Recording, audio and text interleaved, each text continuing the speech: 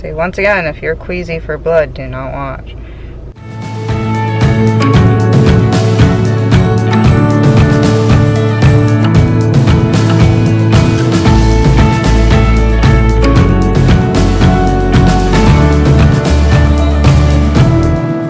Good morning, everyone. So guys, today we're doing another port adventure.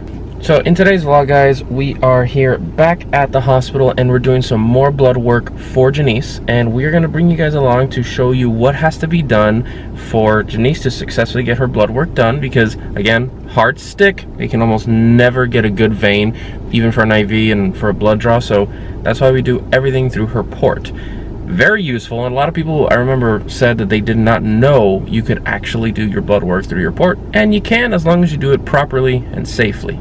Orion is very interested in what's going on. He's a bestest boy. So guys, part of the process of getting blood drawn out through your port, obviously you need to have your orders from your doctor. From there, you have to find a facility who's willing to give you all of the things that's necessary for you to draw your blood out, like the little vials. Some facilities will allow you to do it like just sitting inside their place and you can do everything yourself. Some places will not. And at least the one where we found here in the hospital, the ladies are super kind enough to give us the bag, give us all the vials, give us the adapter, give us anything and everything we need so that Janice can successfully do her port. So I'm going to show you guys what are some of the vials look like and what they give us. So these are the vials. They give us, you know, the little bag and whatnot. On the vials you have to write your name and your date of birth. The cool thing about these vials is that when you actually stab them into the adapter to draw the blood, they just start like filling like crazy, and they stop on their own. So you don't have to worry about overfilling them or anything, because these are vacuum. Yeah, of course. And Janice is writing her information on each and every single one of them to make sure that the right blood goes to the right person. Another thing they gave us, which is very kind, is this adapter. So these vials go into this adapter, and this adapter goes onto her actual port line. And that is what you really need to draw your blood out. So guys, the next step of what we're going to do now is Janice is going to flush her line. Basic saline flush. From there, once everything is flushed in, we make sure there's no obstruction or anything, she's going to start drawing the blood back. Now she's going to draw it back into the saline flush. Once that's back in there, then we put on the adapter and you put on what is called a waste cartridge. So this, you just put it in there, and that's to make sure there's no saline, everything is just pure blood in the line itself. Once you've done all of that, you are ready to start actually using the vials that are for the samples that's going to go back to the lab.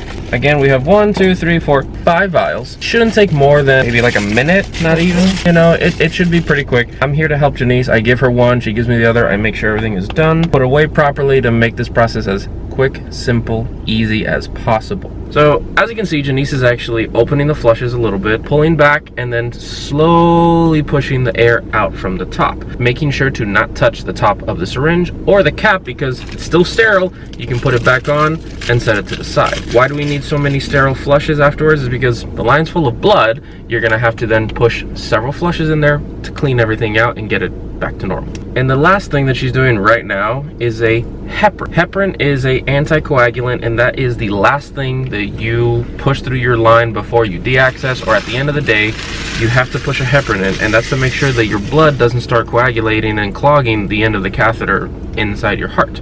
Now, for those of you who don't know, you see that little yellow clip right there? That is just a clamp to make sure that the line is always closed off so that nothing goes either way, either direction. The little cap on the end is filled with alcohol. It's like a little alcohol sponge. Our sterile protocol, what we were taught, is always, always, always wipe down the tip. It doesn't matter if the alcohol swab has been on there for days, hours, whatever.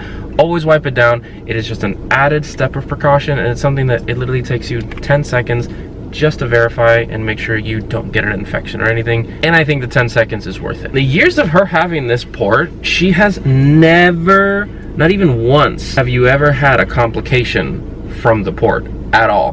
The nurse who taught us, she was an emergency room triage nurse for years.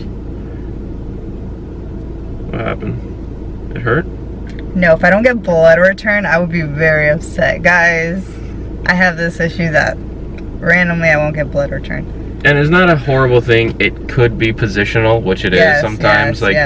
When she had her nurse come to the house and draw the blood out, the nurse would be like, oh, well, it's not coming out, so let's lay down. And then she would lay down and it would come out beautifully. All right, I got blood return. Not getting blood return is just, it makes my heart sink. I'm like, all this for what? I gotta be able to say. Now guys, we're getting to the phase of blood return because I finally was able to get it going. So if you are queasy with blood, this may not be the vlog for you. As you guys can see, me and Paul are being extra precautious, making sure our hands do not touch things that they should not be. We are gonna push this flush through, as you guys can see. Once again, if you're queasy for blood, do not watch. Go, go, go. It's flushing beautifully. There should be no resistance when you push either. And then you'll see the line fill with blood. And like I said, you want to draw back the syringe with blood, and that is to make sure that everything is there. Now, of course, this is not sterile anymore, so it has blood. We will put this in the waste bin for sure. So for this endocrinologist that she ordered us to do the test, she needs Janice to be relaxed. And that's why we're just taking a chill, taking our time, not stressing out about anything. And this is simple. We've done this several times before. It's not a big deal, but it's just always a pain having to do this, you know? Gotta relax. And it's not... We're doing really good, but we did better than last time. I will not lie, guys. This is nerve-wracking. This will always be nerve-wracking. It always is. Now, once again, guys, we are not pros, but guess what? All I can say is I never got sepsis, so I'm doing a really good job at this. Our nurse, I was saying it before and I didn't finish. My bad, guys. Janice's nurse, who was also my home health nurse as well, she was a paramedic for years. Then she was an emergency room nurse as well for many, many years. And then she transitioned to something a little bit more relaxed, chill of home health nurse. She is absolutely amazing. I love her. She is super sweet. Good? You're good? That's it. Now we get the flush. Now, from what I was told, you want to do this quickly because blood does coagulate. And we don't want that to happen. Let's get you an extra flush. Alright guys, as you can see, there is still a little blood there. And we want to push it until it's all clear. There you go. And sometimes you may need a couple flushes to be able to do this. Now the reason why she pulls the flush back, taps a little bit, is to get any of the last air bubbles to the top.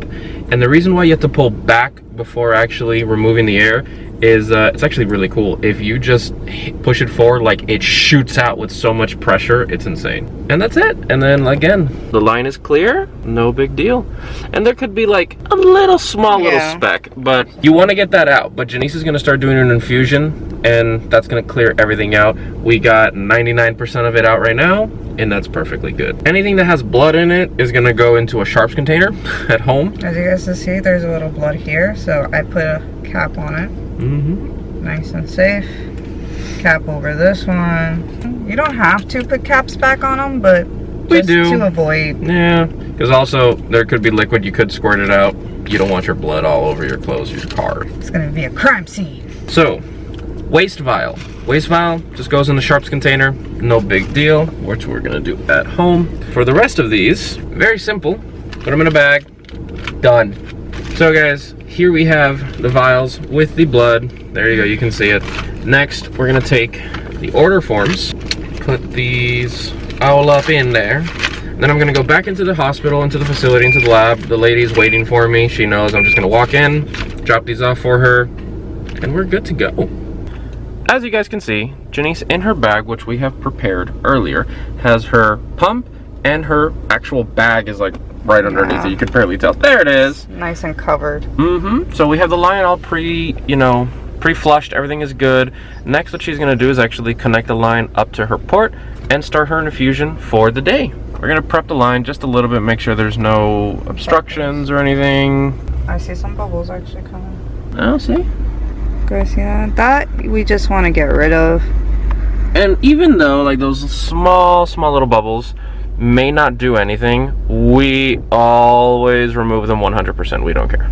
I remember I asked our nurse one day, I was like, how much air in a line has to go in for there to actually be like problems?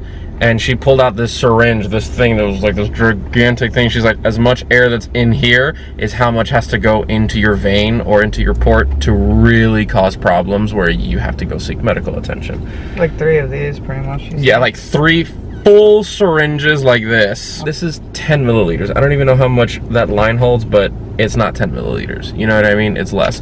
So a lot of air has to go in before you start hitting problems. But we always want to take extra precautions and make sure that as many as possible are avoided. So again, she just alcohol wiped it. Everything has been sterile, but again, takes 10 seconds. Wipe it again just to make sure. Line's gonna go in, connected. So now her port line is connected to the line all the way into her bag. Now you're gonna hit run. Takes a little second to boot up, and she'll be off. The cool thing is, guys, you can't even tell, you know, I am running fluids, I'm access. So there, the machine's going. It does this weird little spinning sound. Yeah. Can't even hear it. Super silent. She, you know, puts the excess tubing in her bag, and yeah, that's it. We're good for the day. So Paula's back from dropping off my blood. Woo! Blah, blah, blah. Fun! So at the entrance of the hospital, they have like 3 nurses there, full masks and everything, giving hand sanitizer and masks to people who don't have them, or like ours have the respirator. They go, "Yep, you have to put a mask over it, whatever, that's fine." And they're taking your temperature, asking you questions, and some people, like the 2 times that I entered in, they turned people away. They say, "I'm sorry, but you can't enter our facility." I think most people have like a fever or something. Dang. Or something. They're like, "Sorry, you can't enter our facility." They're like, "Oh, but I feel fine." They're like, "I don't care if you feel fine. You have a fever. Sorry, no." The virus is getting worse here, guys.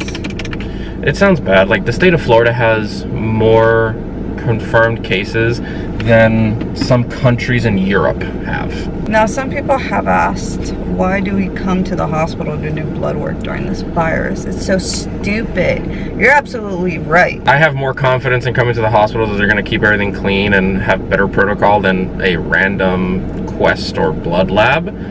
And again, the benefit of this one is that they give us all the stuff we need. They go, "Oh, you're getting your blood work? Oh yeah, we know you. Here's the bag, here's all the vials, here's everything." And plus the results come sooner. Yeah, that's another one, yeah. With the blood work, if you go to a separate owned facility, it could be like over 2 weeks. Yep. So at least here in the hospital, they kind of do it faster, which we already have the follow-up appointment scheduled in, and it's happened to us where you go and the doctor goes, "Oh, I'm sorry, I don't have your blood results yet, so thanks for coming." Alright guys, as you cannot tell, I am access, and I'm actually infusing right now, so. She's getting all the benefits of hydromatation. Alright guys, so we're gonna take it easy. Stay tuned because there's gonna be much more entertaining vlogs coming up. Oh yeah. So guys, we hope this was educational. Yeah. You got to saw my insides, my blood. If you guys did not know how we do it, now we have a step-by-step video of what we do. Yes, trust me. We're all about the sterile protocol. Do not forget to like, share, and subscribe. We need the help to keep on spreading awareness. And guys, check out our Patreon as well, and Orion's Instagram. You can see all his cute photos, right, pup? Check out his service dog journey. Yep. He's just there, like, you can see him barely in the background. Alright guys, so for now, adieu and goodbyes.